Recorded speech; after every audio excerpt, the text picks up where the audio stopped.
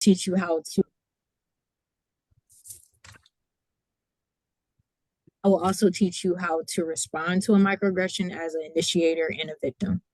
Any questions? Right, let's get started. A little background about microaggressions. The word was formulated by Chester Pierce in the 1970s. He defined microaggressions as black and white racial interactions that are characterized by white put downs and done in an automatic way. So it can be unintentional and intentional. Microaggressions were considered small, common, and sometimes ambiguous.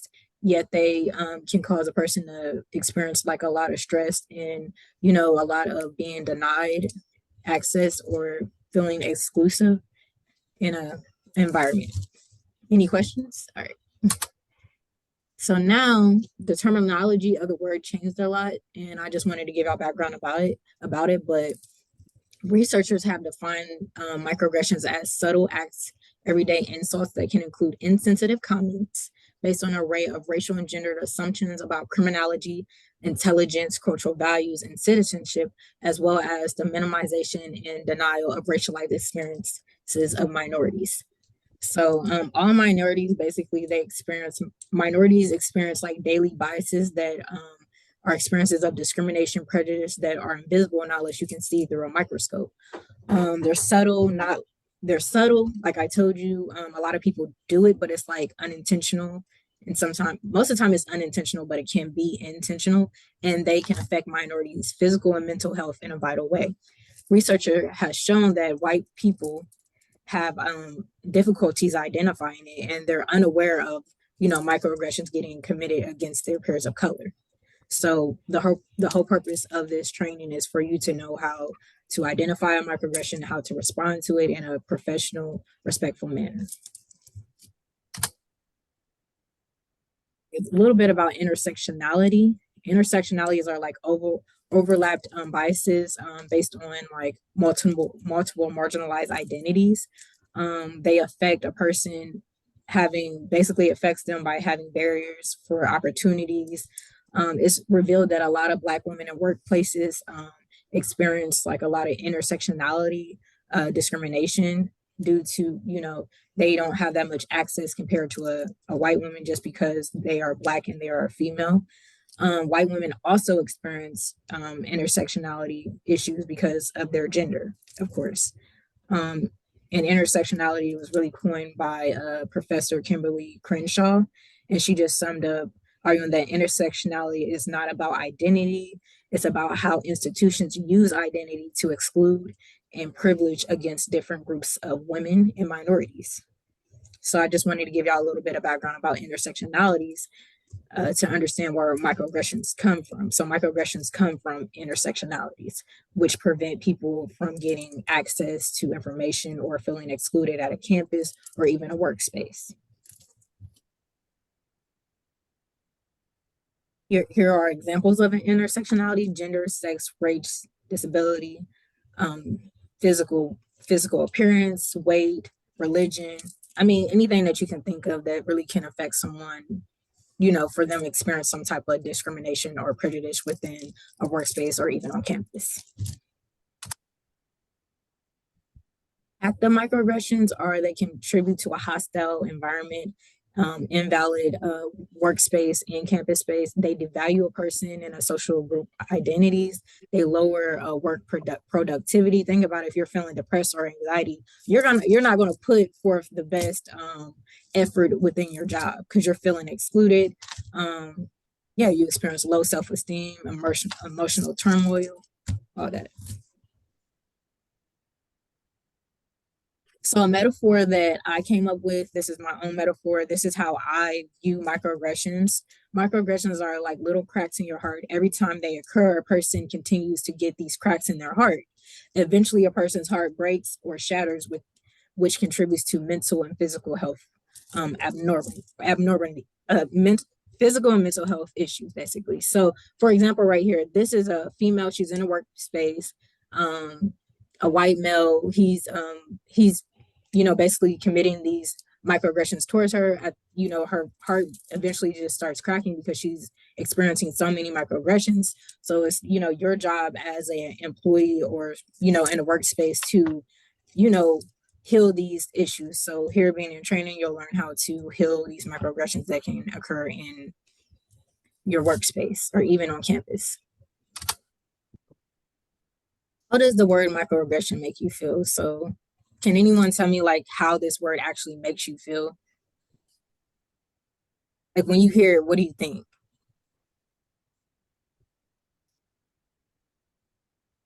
Hostility. I think about the buildup over time. Like microaggression to me feels like it's like small things that you sort of want to not notice or put away or compartmentalize, but they keep happening. They keep building up to aggression. I actually think about intention, and I know that that's why it seems like before when you said that the word can be kind of misinterpreted, possibly like when I think of a microaggression, I think of like intentionality behind an aggression, because a lot of the time when you're being aggressive, it's intentional. All right, what about like the breakdown on the word, like microaggression? Like, what do y'all get from that? Like the breakdown of the word exactly. I feel like it's a number of small things that build up under the surface over time. Thank you. So basically, me, like when I think about microaggression, I think like we say micro, like it's not a big deal, but actually it is a big deal. Like y'all said, it's like little incidents that happen that just build up and eventually it just becomes like macro, basically. And then aggression, it comes off like an uneasy word. Like if you tell someone like, yeah, like that was a microaggression, people, their reaction to the word is like a huge concern. Like if have you ever even told anyone like, hey, that's a microaggression? Like I don't think a lot of people have used it towards someone and say, hey, this is a microaggression because the word is so complicated to use. Does anyone else have any like things about the word? Yeah, And it brings up a little bit of fear in me because I actually feel like it's something I could do by accident. And that's what I get scared about. If I have intention and I understand, then I feel like I have some control. Not that I would choose to be aggressive, I hope, but it's like that fear of having a lack of control and saying something I don't even mean or know that I'm doing. exactly. It can, and that's where it can create that anxiety for using the word. So basically, a new terminology that I think is better to use is subtle acts of exclusion. So you can say SAE. So instead of approaching someone saying, hey, that was a microaggression, you can say, like, that was a SAE, subtle act of inclusion. It's like way more better to use. And it's basically the terminology for microaggressions. So I just want to present y'all what a better term to use for microaggression so it's easier to approach the situation. Does anyone have any questions about the subtle acts of inclusion? And I actually came up with this, I didn't come up with this terminology. I got it from this book right here. It's called Subtle Acts of Inclusion. And I have a link at the end of this, a citation to really show you, where you can get this book off of Amazon. All you have to do is type in subtle acts of inclusion. But this book right here, yes, this is the Bible for microaggressions. Any other questions? All right, let's get moving. I want to present a video to basically sum up everything that I just said.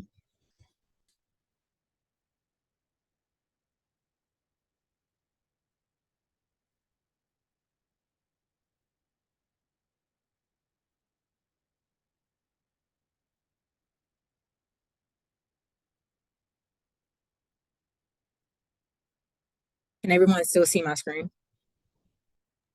Yeah, we can see it. Okay.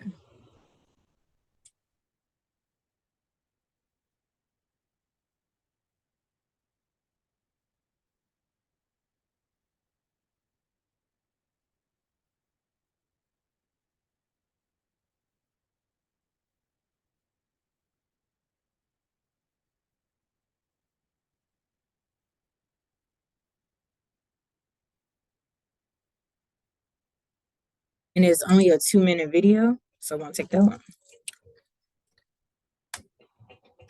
Can everyone hear it? You did really well on the skills check off today. I was pleasantly surprised.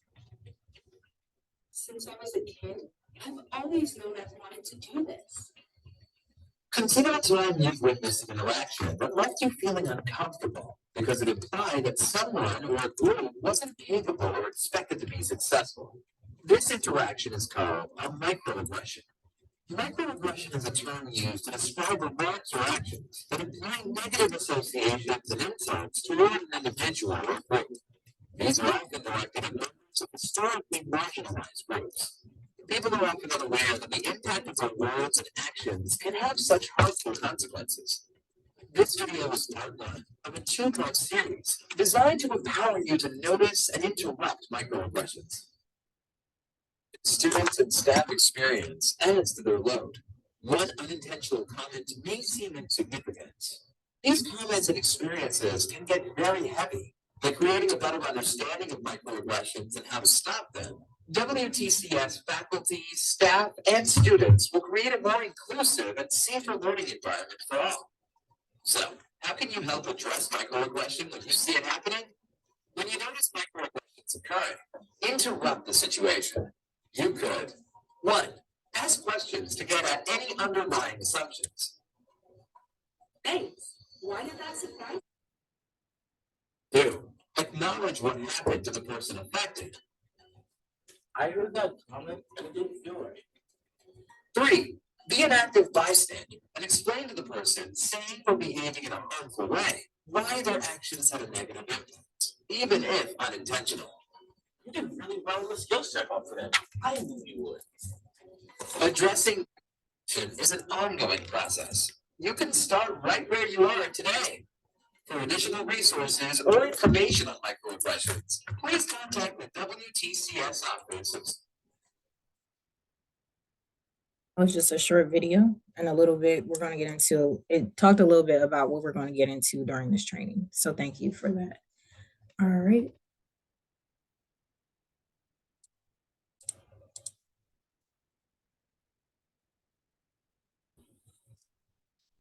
All right, so again, I want to thank y'all for being here because it's all about combating microaggressions or, SAEs. So thank you.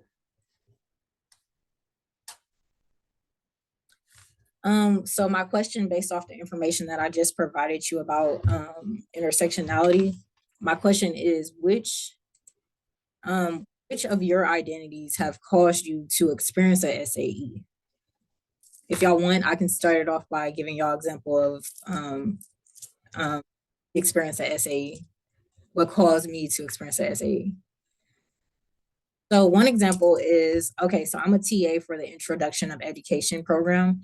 And basically before we start class, we always ask them what are their pronouns. In one of our classes, one of my students actually identified as them and they. She told us that this at the beginning of the classroom. So when class had started at the beginning of the year, I accidentally referred to her as she and her. So basically the identities that were associated with her was her gender and her, sexuality. By me referring to her as she, I had committed a SAE towards her because I wasn't acknowledging what she had told me. So me as a, professional, I addressed this situation and I apologize because I'm like, I don't want you to feel excluded because of me not using the correct pronouns. So I had initially caused a SAE. So we can, again, SAEs are unintentional. So that was an example of me having that experience. Does anyone have any experience such as being a bystander, seeing it happen? Because usually SAEs are like, you really don't understand what it is when it takes place. You're like, it feels weird, does anyone have an example they would like to share?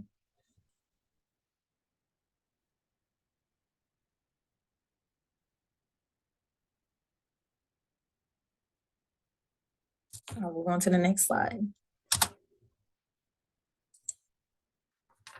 So here go another couple examples of SAE statements.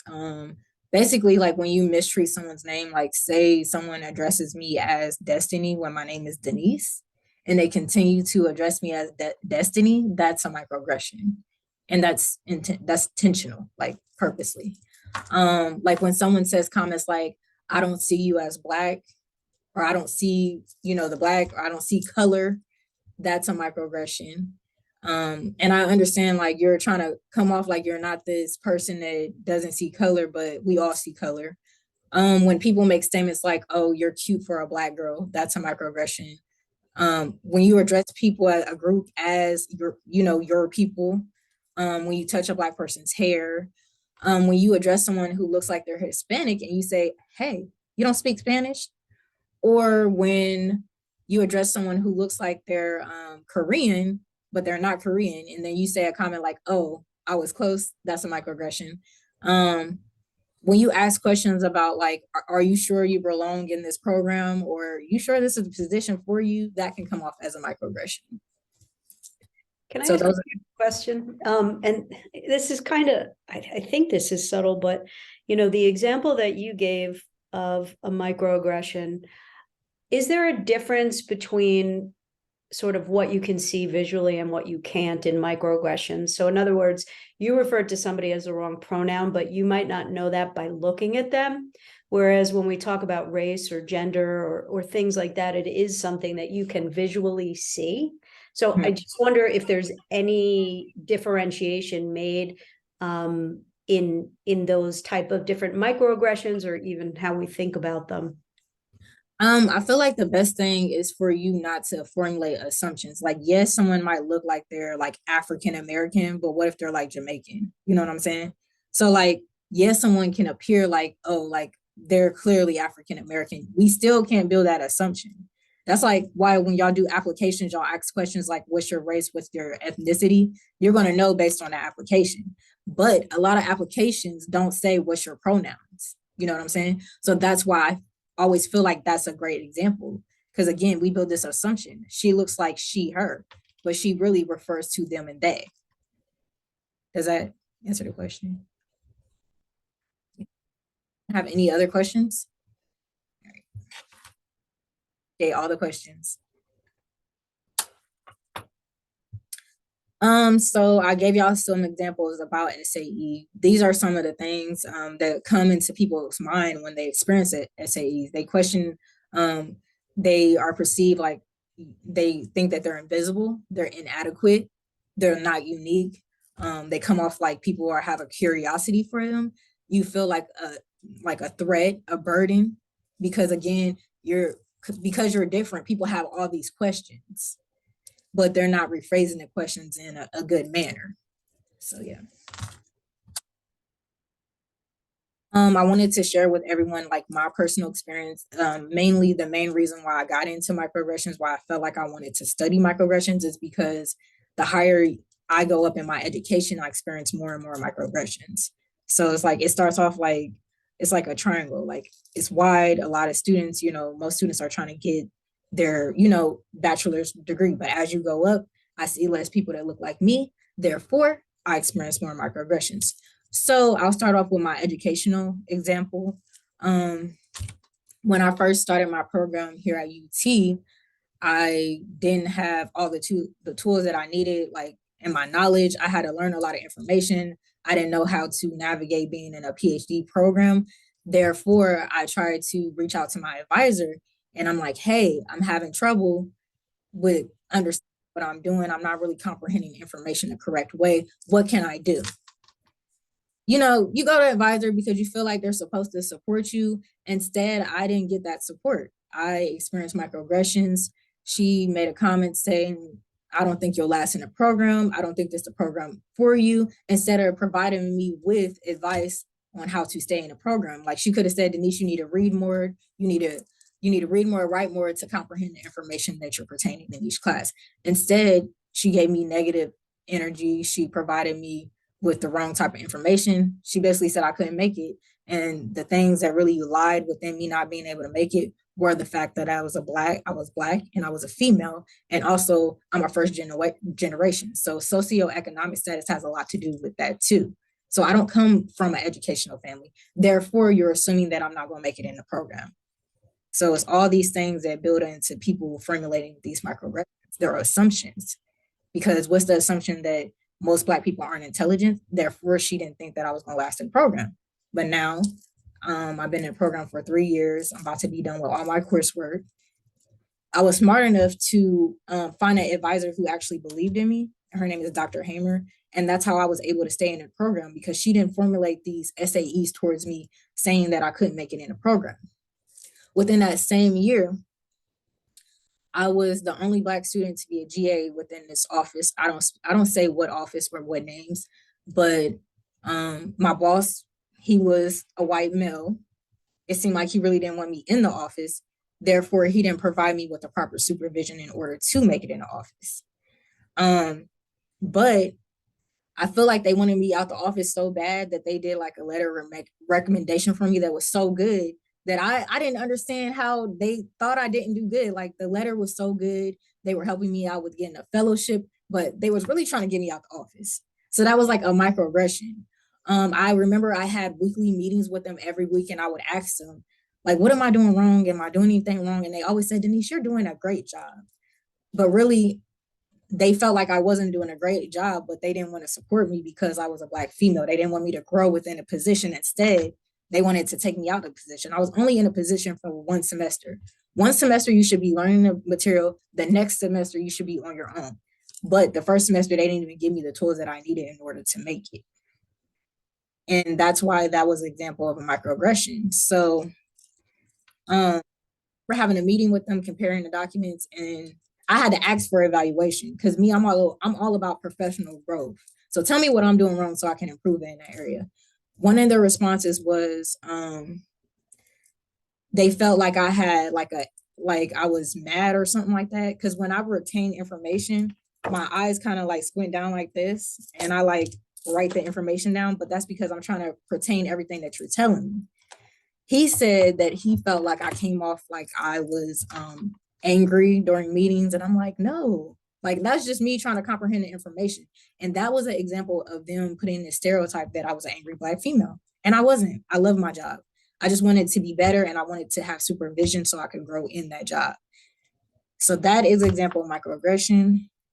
Does anyone have any questions? Those are 2 examples of why I got into microaggressions. And I also ended up doing a research study on microaggressions towards Black women at predominantly white institutions. And every Black female I interviewed said that they encountered microaggressions on a daily basis. And that's why I got into my research. Right.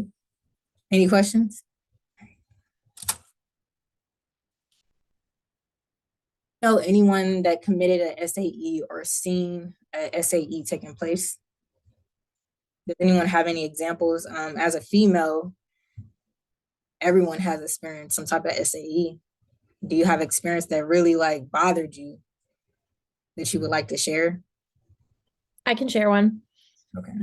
So I used to present at board meetings for like a large number of like high executives. And I once had a man stop me in the middle of a meeting and tell me that I had really pretty eyes in front of an entire group of executives. And I felt like if there was a man standing up there, nobody would have told him he had pretty eyes in the middle of a financial presentation. So that's just one that like I always remembered. Definitely. I have one too, actually. And it actually happened during a deposition that I was doing. Basically, I was asking just a typical line of questions that one would normally ask during a deposition. And opposing counsel, who was an older white gentleman, not gentleman, I shouldn't say gentleman, basically kept objecting to every single question that I was asking, even though there was no reason to object to them, like objectively speaking. And after a certain point, I was like, why do you keep objecting to all of my questions? You can't keep saying, you have to let this witness, answer the question that I'm asking. Otherwise, I'm going to have to call the judge and ask for a ruling on everything that I'm, saying that everything you're not letting her answer. And he basically said on the record that I was being hysterical and that there was no reason to react that way. And, he was allowed to make his objections, even though he wasn't. The rule is you're allowed to make your objection, but the witness still has to answer the question. And he wouldn't let her answer any of my questions. And it got to the point where I literally ended the deposition like an hour into it and had to get up and leave because there was no point in me being there because he wouldn't let me answer the question. There is a happy ending though. I did make a motion and the judge compelled him to have him, like I presented the transcript because all of this was on record. And he basically like gave him a tongue lashing in his like order and was like, this is completely inappropriate. Like you shouldn't be calling in another attorney hysterical for doing their job. And it was just very uncomfortable. And I actually walked out of there in tears because I was so upset. Because that had never happened to me before. So that was definitely felt like a female facing like microaggression. Definitely. And then it brings me to that point where you were experiencing like mental health issues. You were crying, you probably experienced like anxiety when you were leaving. Like that's how serious like SAEs are. Like the physical and the mental health is preventing you from doing your job. That was a great example. Thank you so much. Anyone else have an example? All right. So this is an example. Basically, I wanted to provide this example because I feel like every woman has experienced this. I know I have. Asia was providing information during the Zoom meeting about how to save the company money. No one seemed to pay attention to her. So Brad cut her off during the meeting. Brad said the same thing she said and received all the credit. So there's been times where I have presented and like I have been cut off because I was a program director and I used to have to run meetings and I would have to do like everything that was on the agenda. I made the agenda and everything, and I'll never forget getting cut off during a meeting and how it made me feel. It made me feel belittled. Like, dang, like but this is the type of example it can happen. Any type of woman can experience this. So has anyone ever experienced anything similar to this?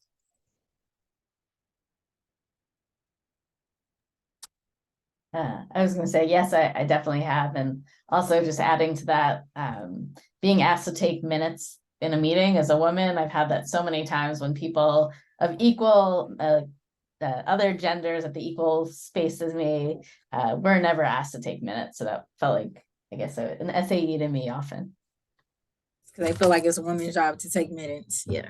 Or a secretary position is very like a stereotypical position for a woman. Yeah. So I'm basically giving you examples and I would like to identify if y'all can tell me like, so which SAE is taking place and how might this statement make someone feel? So here is an example over here. Brad, it has extended his hand to introduce himself to James because he is assuming James is the supervisor of the company. Sherry is standing next to James. Sherry is actually the supervisor. So how do you feel like the female is feeling? Like what is taking place within this example? Can anyone like specify what's going on and why it is a SAE?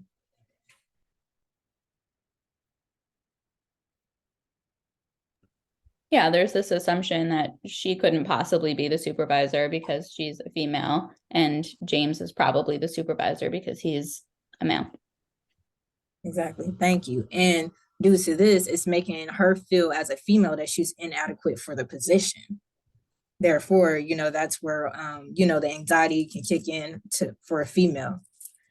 The other example is there's a Zoom meeting taking place. James forgets to mute his mic. James is making jokes about gender pronouns. Sam hears the jokes. Sam is gay and she uses her and she pronouns. So how is this a microaggression?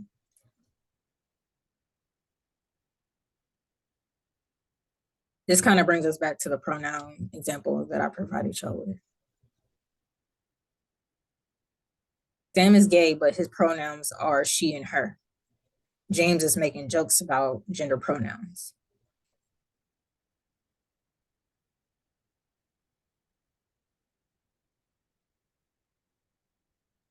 I mean, I would, if I were her, I would feel like unconfident talking about my own pronouns because his jokes are making me feel bad. So I don't know if that counts. Yeah, it does count. It's basically like him making jokes about gender pronouns is basically stating that she doesn't belong. So it gives this sense of feeling like you don't belong, that you want to hide yourself, or like, you wouldn't want to be in a workspace where you're aware of other people talking stuff about you just because you identify as a different gender.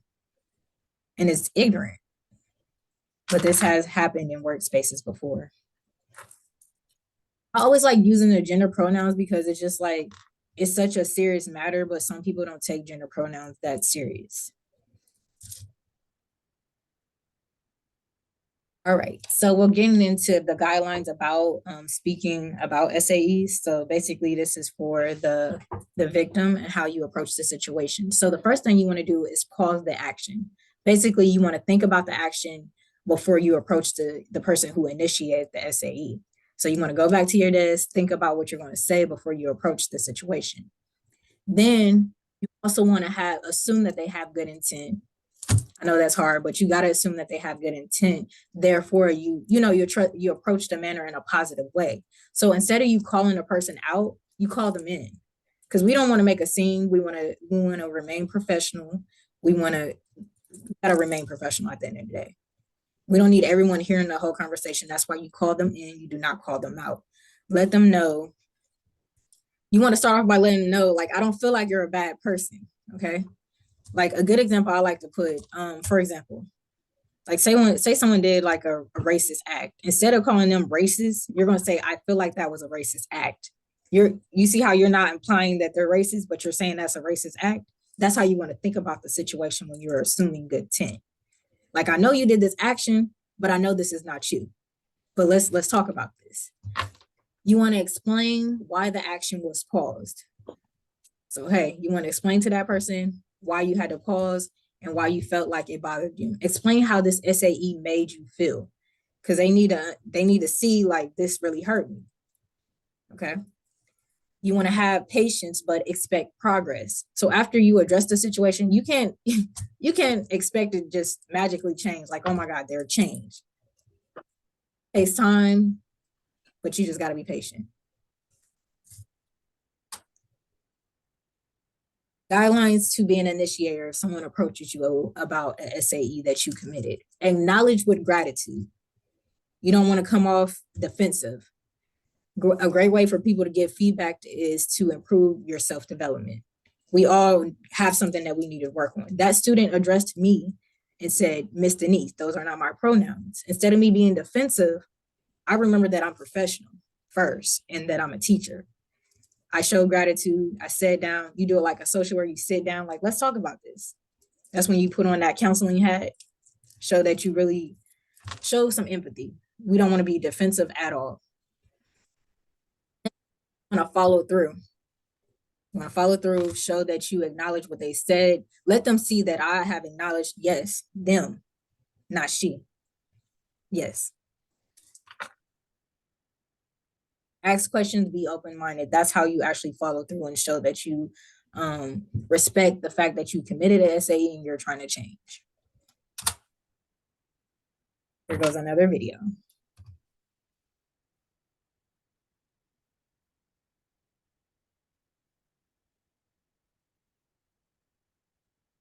And then after this, I'm actually going to stuff so y'all can do the group activity. And this is less than 3 minutes. It won't take too long. And everyone can see the video? In video, Yes. Yeah. and providing 3 strategies for interrupting them when they come up. Questions to get at any underlying assumptions. Acknowledge what happened.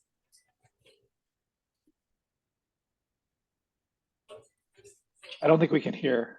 I can't hear. Unintentional. Can you hear it now? Can you hear it now? A little bit. Okay. I can read it though, so I don't know if it's the same. I'm sorry. The last video, y'all heard it though, right? That's weird. Yeah, I think if you stop screen sharing and then start again, it'll give you an option to share with sound. Because the last time I think we heard it through your speakers. Okay. Oh, I see it. Hold on. I see it. so much. Share sound. There we go.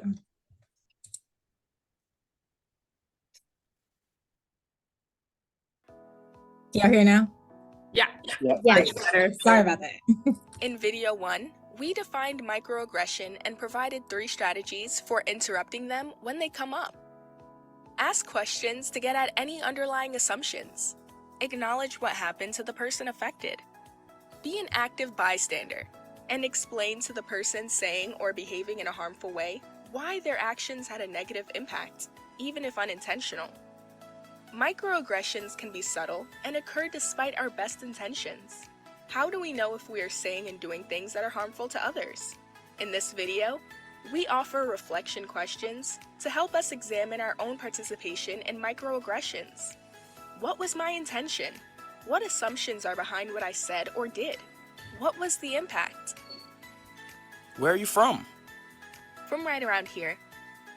Yup, me too. But where are you really from? Me? I was born and grew up here, in Wisconsin. The intention of this question might be to connect with someone new, but the underlying assumption is that this person doesn't look like they are from here, and the impact is they may feel othered or question if they belong. Microaggressions can invalidate or exotify someone's identity, or imply stereotypical expectations, even when intended to be complimentary. Have you heard or even said any of these common microaggressions? What might the intentions, assumptions, and impacts be of each? Wow, you're so articulate! I feel so OCD today. Don't make him angry. He's a veteran. I can't say your name. I'll just call you Jay. Can I touch your hair? You want me to say they, them, or theirs when you're clearly a woman? Do you need a translator? You'd be prettier if you smiled more. If you're unsure why some of these statements can be considered microaggressions, use this as an opportunity to self-educate. What other microaggressions have you witnessed, experienced, or participated in? Noticing and addressing microaggressions is an ongoing process. By using these strategies and reflection questions, we can create a more inclusive environment for everyone. For additional resources or information on microaggressions, watch Microaggressions in the Classroom by Dr. Yolanda Flores-Neiman on YouTube. All right, thank you. Get back to it.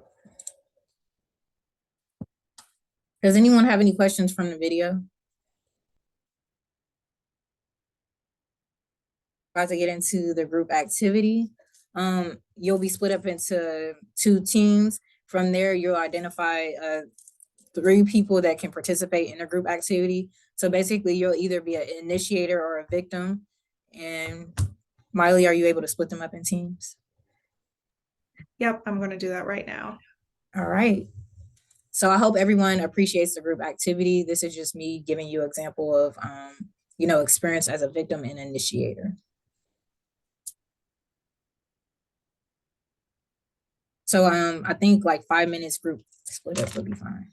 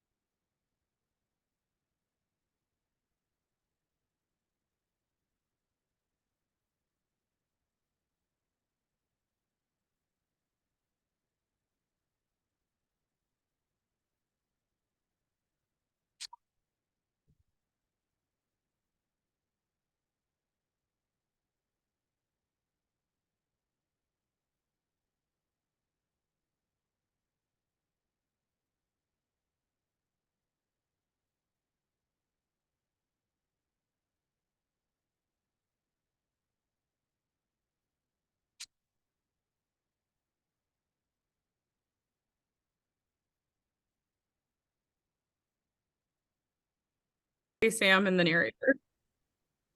Hi, guys. Back. Oh, Hi.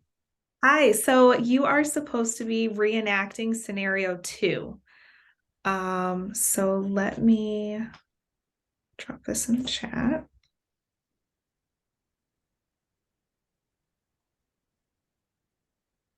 would you like me to be the narrator? You guys can choose which character you want to be. So we need a narrator. We need someone to be Brad and Sam. So we need 3 volunteers. I will read for whatever. Oh, Kelly, play you're on mute. someone. I was saying I can read whichever one. Okay. Kelly, do you want to be Sam, and Frank, you can be Brad? Sure.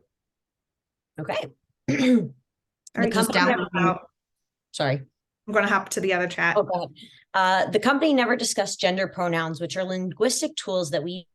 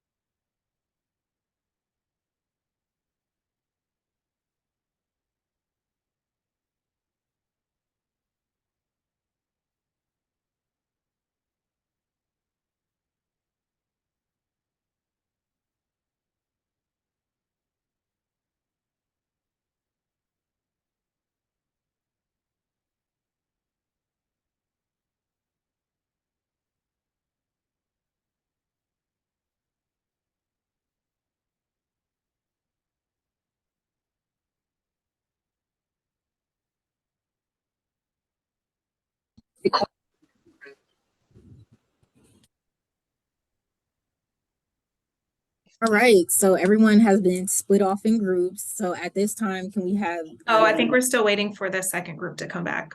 Okay.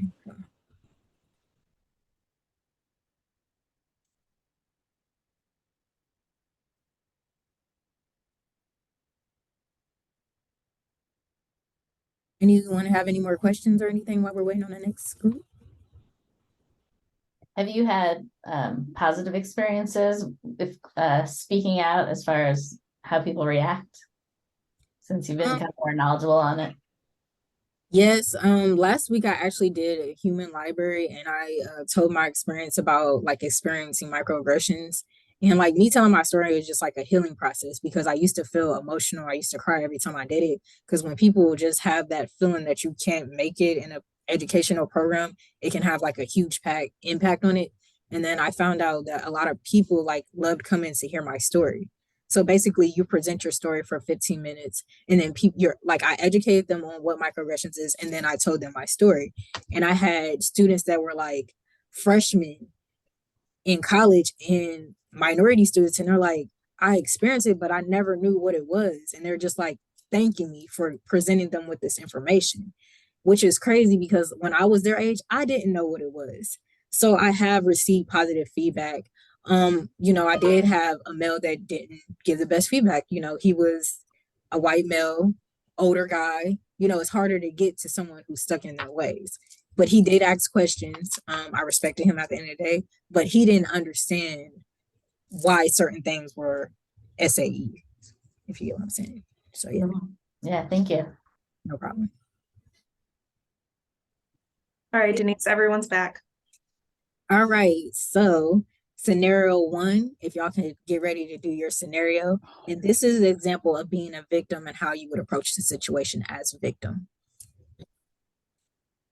Brenda demonstrated a presentation to coworkers about how to save the company money. After the presentation, Mike was very impressed with her performance. At the end of the meeting, Mike approaches Brenda with excitement.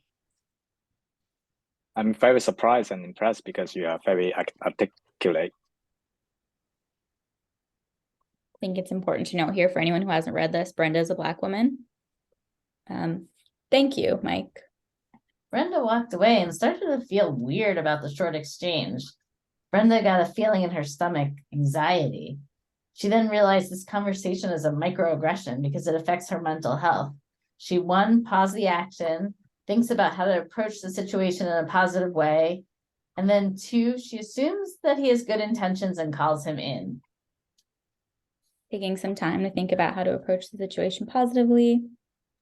Hey, Mike, can we meet for lunch? Yes, I look forward to it. Lunchtime approaches. Hey, Mike, how's your day going? Great. They have a casual conversation. Step 3, explains why the cause of action was paused. Mike, you're great. And I know you have good intentions. But the comment you made about being surprised and being impressed by how articulate I talked was a subtle act of exclusion, or an SAE. An SAE is an insult that are sensitive comments based on racial and gender assumptions. As a Black woman, there are a lot of stereotypes that can indicate that Black women are not intelligent. That's why that comment was so sensitive for me. Thank you. I hope this example is like helping everyone out and giving them an example of how you can approach a SAE. So let's get into it with scenario 2. This is the initiator's guidelines to how you would handle a situation of a victim coming to you about an SAE. So the company never discussed gender pronouns, which are linguistic tools that we use to refer to people such as they, them, theirs, she, her, hers, he, him, and his. Sam is identified as gay and Latino. Sam uses she and her pronouns. Brad introduces Sam as a new employee at the meeting. I would like to introduce a new employee. He is fantastic and his name is Sam. Sam was happy, and then her energy changed. She realized the company did not ask what her pronouns are. The words he and him made her feel offended.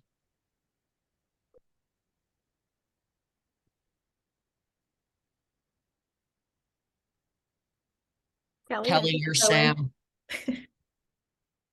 You're on mute. I didn't take myself off mute. Sorry. Hey, everyone. Once the meeting ended, Sam requested to speak with Brad. Sam then walked to her office and formulated her thoughts. After 30 minutes, Brad and Sam had their meeting. It's so lovely to be here and finally meet the team. We're so happy you're here. Brad, you are great. And I know you have good intentions, but by saying him and he, it made me feel uncomfortable and excluded. My pronouns are she and her. I'm so sorry. What can I do to fix this? Do you mind if I educate you? Because I think you're great, and I know you have good intentions. Yes, again, I'm sorry. Gosh, I try to avoid committing SAE. I had training about how they can affect employees, and I didn't want you to feel excluded. I want you here. Thanks for saying that, Brad. I identify as gay, and I would prefer she and her. How can I avoid saying the wrong pronouns? Just say my name, Sam, or just correct yourself by saying, I mean she. Is it okay if you send an email to educate the team on gender pronouns, or can I send the email and you review it before I send it? You can send the email. I don't mind reviewing it. Brad showed that he acknowledged his mistake. Brad didn't get defensive, but showed empathy instead. He showed he was following through and following up by wanting to send a company email about pronouns to prevent this from happening again. Yes. So this was the group presentation. I hope that the scenarios helped y'all out a lot. Does anyone have any questions or anything about the scenarios? Do you feel like the scenarios were helpful?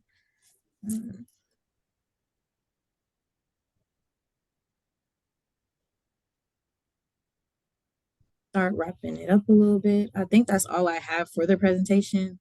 There is a link that I would like everyone to take a look at because I would like to receive feedback on me presenting this information. And I just want to say, ask anyone, do you have any questions? If you have any questions, you can email me. Again, thank you so much. Here's all the citations that I used to get the information.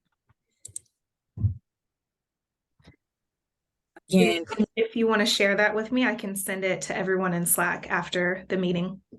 Okay. All right. Does anyone have any questions? Because this is the end of the presentation. I really just wanted to do the group presentation because, again, not a lot of people actually address SAEs, and it was so important to me. So I hope it was fun. It was nice seeing y'all do it. So, yeah, thank you so much, Denise. That was a great presentation, and I will send this out to everyone after the meeting. All right, thank you so everyone. much. Thank you. Thank you. No problem.